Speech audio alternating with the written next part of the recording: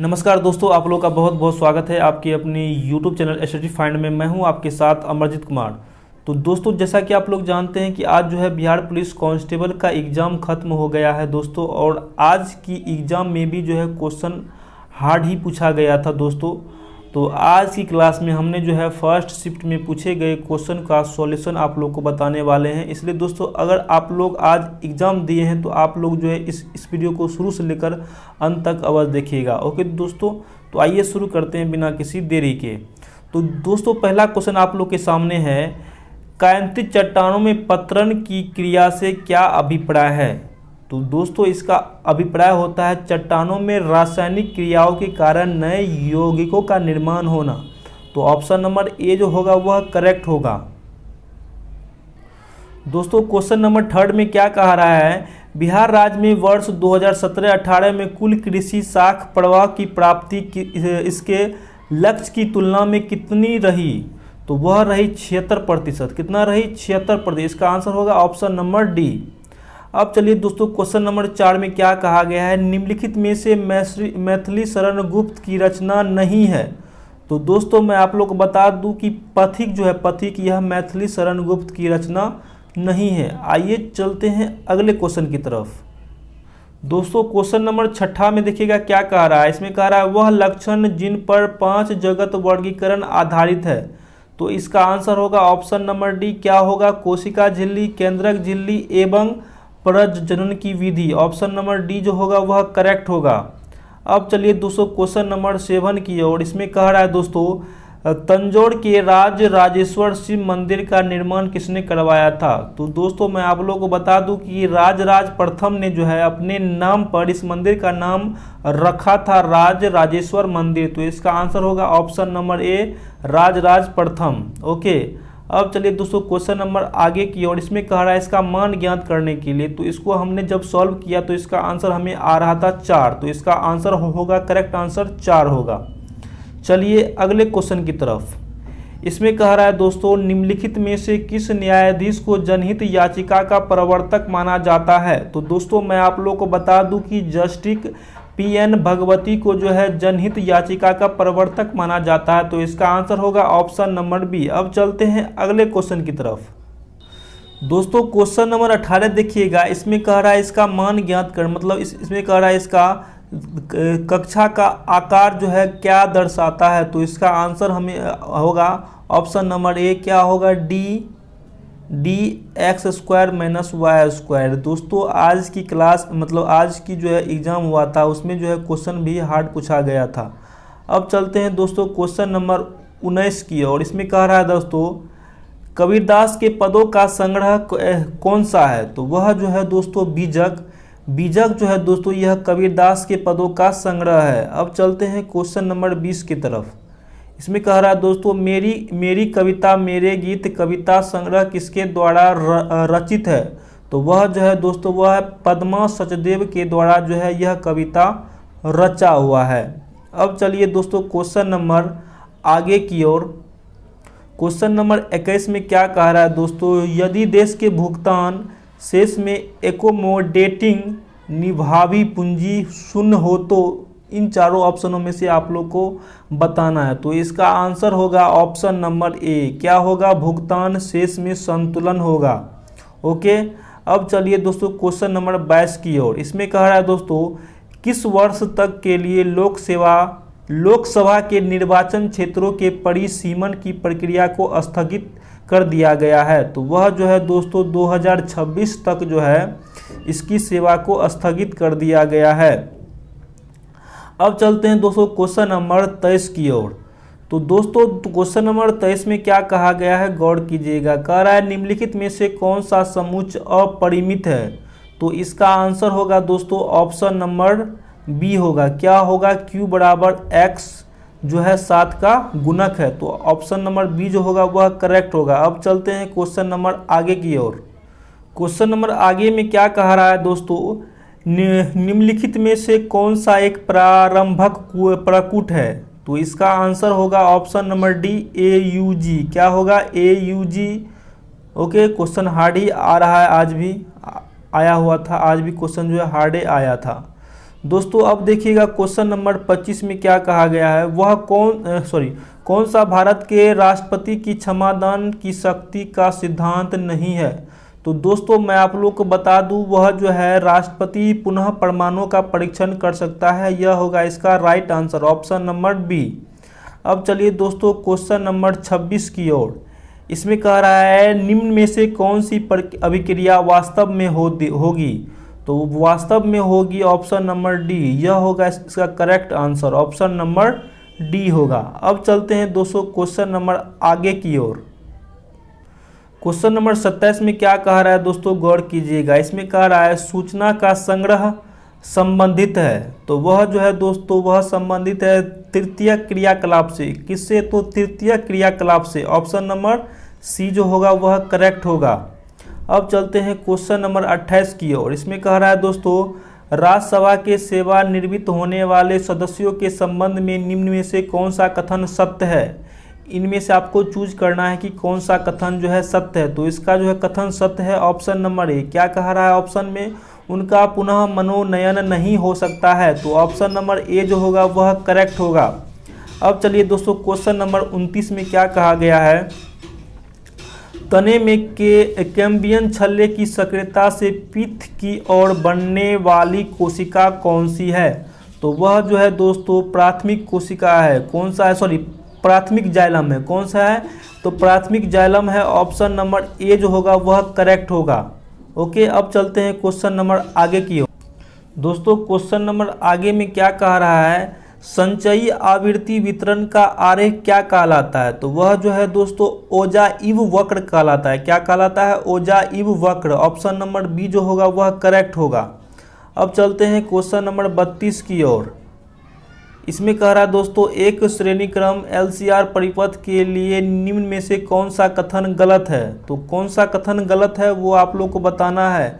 तो इसका आंसर होगा ऑप्शन नंबर बी। क्या होगा? अनुनाद पर परिपथ की प्रतिबाधा अधिकतम होती है। तो ऑप्शन नंबर बी जो होगा वह करेक्ट होगा।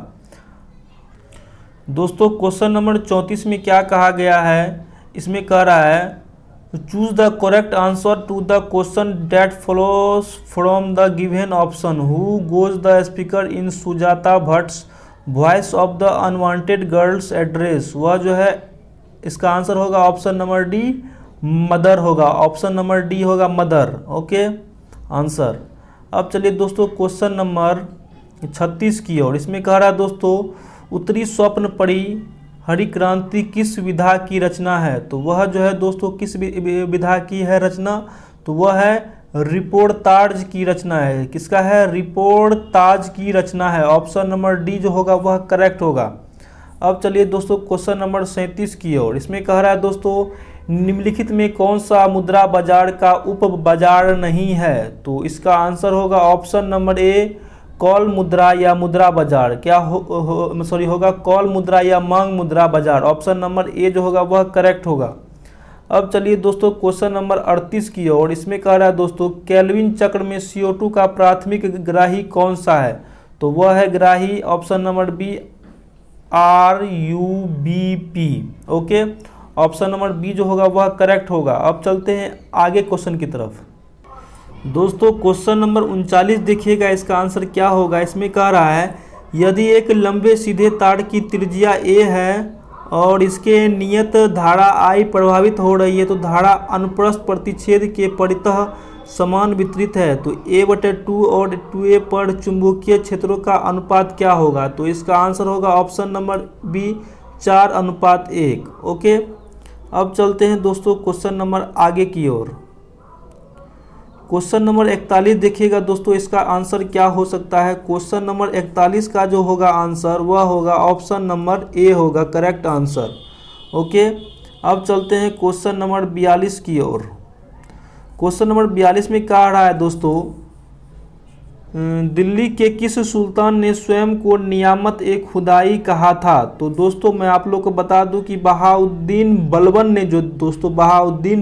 ने यह जो है अपने आप को नियामत ए खुदाई कहा था। इसका आंसर होगा ऑप्शन नंबर डी बलबन। दोस्तों अब चलते हैं क्वेश्चन नंबर आगे की ओर। डॉक्टर कृष्ण कुमार ने सन 2004 से 2010 तक किस शिक्षा संस्थान में निदेशक के पद पर कार्य किया? तो ऑप्शन नंबर ए होगा एनसीईआरटी। क्या होगा? Option number A NCERT. अब चलते हैं आगे क्वेश्चन की तरफ। दोस्तों क्वेश्चन नंबर 46 में क्या कह रहा है दोस्तों, गौर कीजिएगा। इसमें कह रहा है प्लेट विवर्तनिकी जो है सिद्धांत के अनुसार रचनात्मक प्लेट सीमाओं को डैश भी कहा जाता है। तो उसको जो है अपसारी प्लेट सीमाएं भी कहा जाता है। क्या कहा जाता है? अपसारी प्लेट सीमाएं। अब चलते हैं दोस्तों क्वेश्चन नंबर आगे की ओर। क्वेश्चन नंबर आगे देखिएगा क्या कह रहा है दोस्तों। इसमें कह रहा है गुट निरपेक्ष आंदोलन का पहला शिखर सम्मेलन कब और कहां आयोजित हुआ था? तो वह जो है दोस्तों बेलग्रेड के 1961 में जो है आयोजित हुआ था गुट निरपेक्ष आंदोलन का पहला शिखर सम्मेलन। तो इसका आंसर होगा ऑप्शन नंबर सी। अब चलते हैं दोस्तों क्वेश्चन नंबर आगे की ओर। क्वेश्चन नंबर 51 देखिएगा दोस्तों क्या कहा गया है। भूगोल के क्रमबद्ध उपागम डैश द्वारा परिवर्तित किया गया है। तो दोस्तों यह जो है अलेक्जेंडर वॉन हमबोल्ट द्वारा परिवर्तित किया गया। तो इसका आंसर होगा ऑप्शन नंबर डी। अब चलिए दोस्तों क्वेश्चन नंबर 52 की ओर। तो 52 का आंसर क्या होगा दोस्तों, आप लोग हमें कमेंट अवश्य कीजिएगा। अब चलते हैं दोस्तों क्वेश्चन नंबर 63 की ओर। तो इसका आंसर होगा, इसमें कह रहा है किरचॉफ का प्रथम नियम जो है किस संरक्षण नियम से संबंधित है? तो वह जो है दोस्तों आवेश संरक्षण नियम से संबंधित होगा। ऑप्शन नंबर बी जो होगा वह करेक्ट आंसर होगा। अब चलते हैं क्वेश्चन नंबर 54 की ओर। दोस्तों क्वेश्चन नंबर 54 में क्या कहा गया है, उसमें कह रहा है भूगोल शब्द का सर्वप्रथम प्रतिपादन जो है किसने किया था? तो वह जो है दोस्तों सर्वप्रथम प्रतिपादन किसने किया था? वह किया था एराटास्थनीज ने किया था। कौन किया था? एराटास्थनीज। ऑप्शन नंबर बी जो होगा वह करेक्ट होगा, एराटास्थनीज। अब चलिए दोस्तों क्वेश्चन नंबर 55 की ओर। इसमें कह रहा है प्रथम n प्राकृतिक संख्याओं के घनों का माध्य क्या होगा? तो इसका माध्य होगा n इंटू n प्लस 1 का होल स्क्वायर बटे 4। क्या होगा? ऑप्शन नंबर डी होगा करेक्ट आंसर। अब चलिए दोस्तों क्वेश्चन नंबर आगे की ओर। क्वेश्चन नंबर, एक मिनट क्या हो गया, क्वेश्चन नंबर देखिएगा दोस्तों क्या कह रहा है। क्वेश्चन नंबर 58 चलते हैं दोस्तों। क्वेश्चन नंबर 58 में क्या कह रहा है दोस्तों, वंशागति के क्रोमोसोमवाद का सिद्धांत जो है किसने प्रस्तुत किया था? तो वह जो है दोस्तों सटन एबन बोबड़ी ने प्रस्तुत किया था। कौन किया था? सटन एबन बोबड़ी ने जो है इसको प्रस्तुत किया था। अब चलते हैं क्वेश्चन नंबर आगे की ओर। दोस्तों क्वेश्चन नंबर 60 देखिएगा क्या कह रहा है दोस्तों। इसमें कह रहा है एक परितंत्र में अपघटन की क्रिया को नियमित करने वाला कारक कौन सा है? तो वह जो है कारक, यह सभी कारक है। कौन कौन सा है? ताप है, मृदा की नमी है, अपर्दन की प्रकृति है और इनमें से सभी। तो इसका आंसर होगा इनमें से सभी। ऑप्शन नंबर डी होगा। अब चलते हैं क्वेश्चन नंबर 61 की ओर।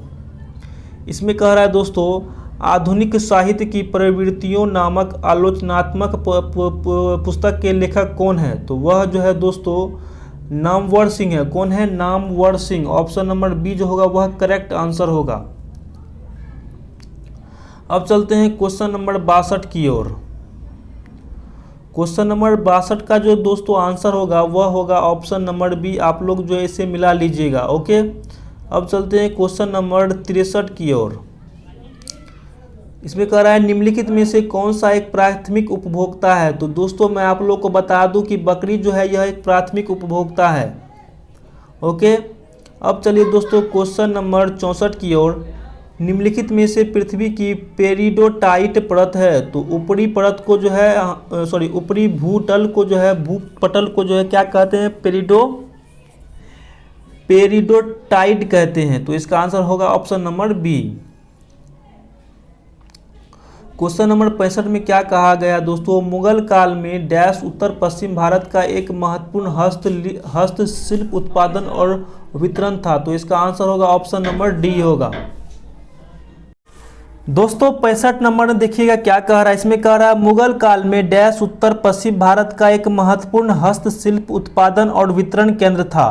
तो वह केंद्र कौन सा था, वह था लाहौर था केंद्र। ऑप्शन नंबर सी जो होगा वह करेक्ट होगा। अब चलिए दोस्तों क्वेश्चन नंबर 67 में क्या कहा गया है, सखी वे मुझसे कहकर जाते, कह तो क्या मुझसे वे अपनी पथ बाधा ही पाते। उपयुक्त पंक्तियों मैथिली शरण गुप्त की किस रचना से उद्घृत हुई है। तो यह जो होगा आंसर, इसका answer option number B Yashodhara. अब चलते हैं क्वेश्चन नंबर आगे की ओर। दोस्तों क्वेश्चन नंबर 68 में देखिए क्या कह रहा है, इसमें कह रहा है इसका मान मतलब इसका कह रहा है इसके प्रसार में मध्य पद क्या है, इसके प्रसार में मध्य पद क्या है। क्वेश्चन नंबर 68 में कह रहा है इसके प्रसार में मध्य पद क्या है। तो इसका आंसर आ जाएगा निकल करके 924, ऑप्शन नंबर बी। चलिए क्वेश्चन नंबर आगे की ओर। हड़प्पा के लोग किस धातु का उपयोग नहीं जानते थे करने के लिए। तो इसका आंसर होगा ऑप्शन नंबर डी, लोहा का उपयोग। ओके चलिए अब क्वेश्चन नंबर 70 देखिएगा दोस्तों। क्वेश्चन नंबर 70 में क्या कह रहा है, this register is normally used between people who know each other well, which is this register. तो वो इसका आंसर होगा ऑप्शन नंबर ए, फॉर्मल। क्या होगा ऑप्शन नंबर ए, फॉर्मल। अब चलिए क्वेश्चन नंबर 71 में क्या कहा गया है, वायु के क्षैतिज संचलन से होने वाला ताप का स्थानांतरण डैश कहलाता है। वह कहलाता है अभिवहन कहलाता है। क्या कहलाता है, अभिवहन। ऑप्शन नंबर सी। चलिए दोस्तों क्वेश्चन नंबर आगे की ओर 72 में निम्न में से कौन सा विष्णु का अवतार नहीं है। विष्णु का अवतार इनमें से कौन नहीं है। तो वह जो है दोस्तों द घीची जो है दोस्तों, द घीची यह विष्णु का अवतार नहीं है। तो इसका आंसर होगा ऑप्शन नंबर डी। अब चलते हैं दोस्तों क्वेश्चन नंबर 73 की ओर। में कह रहा है अधिक जनसंख्या वाले देशों के समूह में कौन सा अवरोही क्रम में सही है। तो इसका आंसर होगा ऑप्शन नंबर ए, पहले चीन आएगा तब भारत, ब्राजील और उसके बाद इंडोनेशिया। ऑप्शन नंबर ए जो होगा वह करेक्ट होगा। अब चलिए दोस्तों क्वेश्चन नंबर 74 में which of the following is to be omitted in the process of note making. तो इसका आंसर होगा option number D, sub headings. क्या होगा, सब हेडिंग्स इसका राइट आंसर। अब चलिए दोस्तों क्वेश्चन नंबर 75 में 1861 के भारतीय परिषद अधिनियम के समय वह भारत के वायसराय कौन थे। तो वह जो थे भारत के वायसराय लॉर्ड कैनिंग थे। कौन थे, Lord Canning. Option number A जो होगा वह करेक्ट आंसर होगा। अब चलिए दोस्तों क्वेश्चन नंबर 76 में। क्वेश्चन नंबर 76 में देखिएगा क्या कह रहा है दोस्तों, इसमें कह रहा है धनात्मक ढाल के प्रतिपूर्ति वक्र का कारण क्या है। तो उसका कारण है, मुख्य कारण है स्थिर प्रतिफल। ऑप्शन नंबर बी जो होगा वह करेक्ट आंसर होगा। ओके अब देखिए क्वेश्चन नंबर आगे में, ऑक्सीजन गैस के लिए मोलर विशिष्ट ऊष्माओं का अनुपात क्या है। तो इसका आंसर होगा option number C, 7/5। Okay option number C जो होगा वह करेक्ट आंसर होगा। अब चलिए दोस्तों क्वेश्चन नंबर आगे की ओर, वह करेक्ट होगा। इनकी मलिक मोहम्मद जैसी ने जो थे वह पद्मावत का रचना किए थे। तो ऑप्शन नंबर ए जो होगा वह करेक्ट आंसर होगा। क्वेश्चन नंबर 78 में कह रहा है जैसी द्वारा रचित महाकाव्य का नाम क्या है। तो वह है पद्मावत। ऑप्शन नंबर ए, इनकी मलिक मोहम्मद जैसी ने जो थी पद्मावत की रचना की थी। ऑप्शन नंबर ए जो होगा वह करेक्ट आंसर होगा। अब चलिए दोस्तों क्वेश्चन नंबर आगे की ओर, एंट्रोपी परिवर्तन को डेल्टा एस बराबर इतना व्यंजक का प्रयोग करके निकाल सकते हैं। जब पानी एक कांच के बीकर में जम जाता है तो इसके लिए निम्न में से कौन सा कथन मतलब कि सही है। तो इसका जो होगा दोस्तों आंसर ऑप्शन नंबर बी होगा। क्या होगा,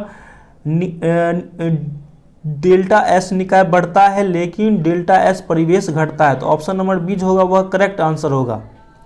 अब चलिए दोस्तों क्वेश्चन नंबर 80 में क्या कहा गया है, इसमें कह रहा है सही, इसमें कह रहा है vitamin A increase the risk of hair loss, change the voice of the sentence from active to passive voice. इसको कह रहा है इनकी एक्टिव से पेसिव में चेंज करने के लिए। आप जब इसको इनकी चेंज कीजिएगा तो इसका आंसर हो जाएगा the risk of hair loss is increased by vitamin A. Option number D जो होगा वह करेक्ट आंसर होगा।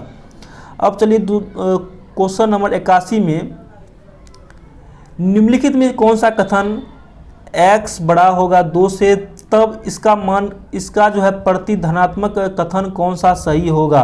तो यह जो है ऑप्शन नंबर बी जो होगा वह सही होगा। क्या होगा? ऑप्शन नंबर बी सही होगा। अब चलिए क्वेश्चन नंबर आगे की ओर।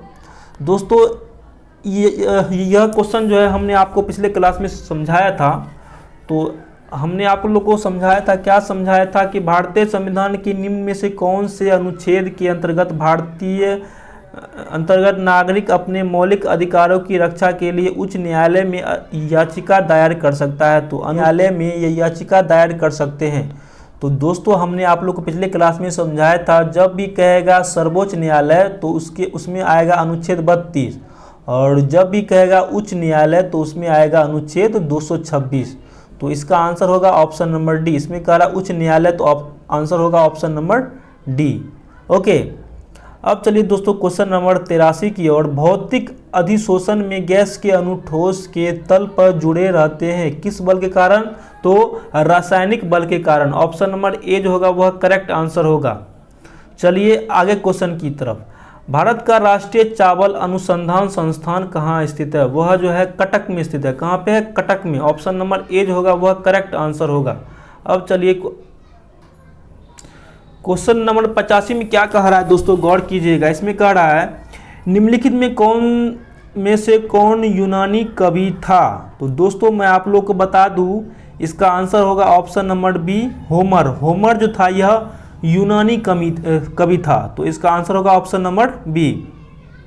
अब चलिए इसमें कह रहा है निम्न में से कौन सा मूल अधिकार आपातकाल के समय भी लंबित नहीं हो सकता है? तो जीवन की सुरक्षा का अधिकार जो है यह आपातकाल में भी लंबित नहीं हो सकता है।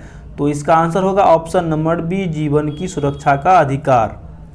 अब चलिए दोस्तों क्वेश्चन नंबर 87 में। तो क्वेश्चन नंबर 87 का जो आंसर होगा वह होगा बीटा, अल्फा और गामा। क्या होगा? बीटा, अल्फा और गामा। ऑप्शन नंबर बी जो होगा वह करेक्ट आंसर होगा। ओके, अब चलिए क्वेश्चन नंबर 88 में, केंद्र सूची के विषय के संदर्भ में सर्वोच्च न्यायालय के क्षेत्राधिकार और शक्तियों को कौन विस्तृत कर सकता है? तो इसका आंसर होगा ऑप्शन नंबर डी, संसद। ओके दोस्तों, अब चलिए क्वेश्चन नंबर 89 की तरफ। निम्न में से किस यूरोपीय जाति को इंडोनेशिया में प्रभुत्व जमाने में सफलता मिली थी? तो इसका आंसर होगा डच होगा। क्या होगा? डच। ओके, अब चलिए क्वेश्चन नंबर 90 की ओर।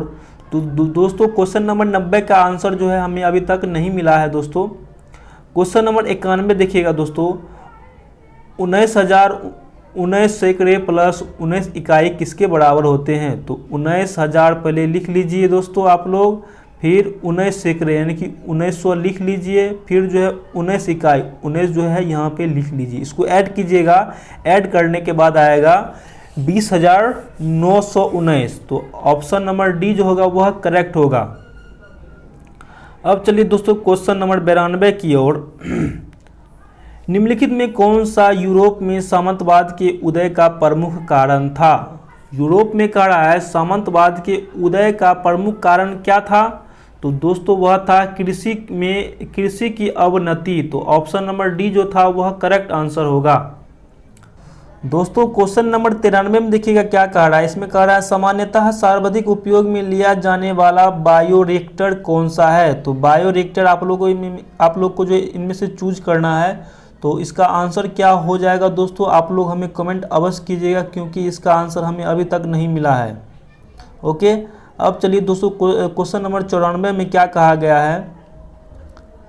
इसमें कह रहा है दोस्तों कि choose the correct translation of the given sentence from the option that follow before entering the room please wash your hands.